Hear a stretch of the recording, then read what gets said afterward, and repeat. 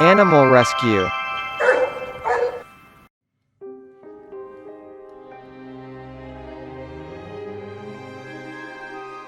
Студентка из Британии Джема Холдви воспитывает 4 собаки и молодую лису по кличке Викси, которую она не планировала заводить.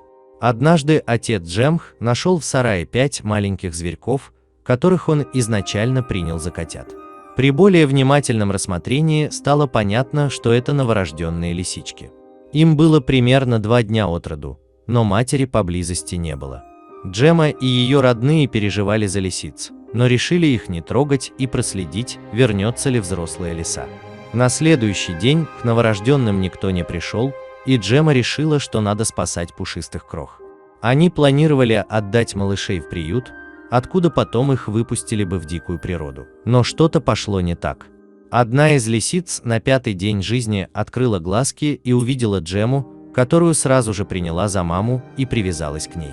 Девушка не смогла устоять перед обаянием этой крохи и взяла ее себе.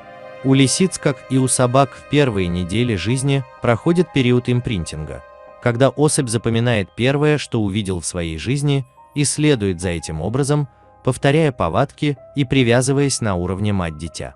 Остальные лисята не успели привыкнуть к людям и отправились к специалистам в приют.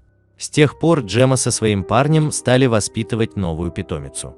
На тот момент у них уже было 4 собаки. Викси подружилась со всеми обитателями дома и стала повторять их повадки. Викси предпочитает собачий корм, хотя хозяева пытались накормить ее курятиной и свининой, но она лишь играла с мясом. Хозяйка рассказывает, что ее питомица предпочитает спать на кровати или под диваном. Джема хочет приучить лисицу к поводку, чтобы выгуливать вместе с другими собаками. Сейчас в распоряжении Викси задний двор, где она бегает и наслаждается природой. И сколько бы она ни гуляла, лисица понимает, где ее дом, и с наступлением ночи всегда возвращается обратно. Несмотря на то, что Викси дикий зверь, у нее очень спокойный и дружелюбный характер. Хозяйка в ней души не чает и обожает фотографироваться с рыжей красавицей.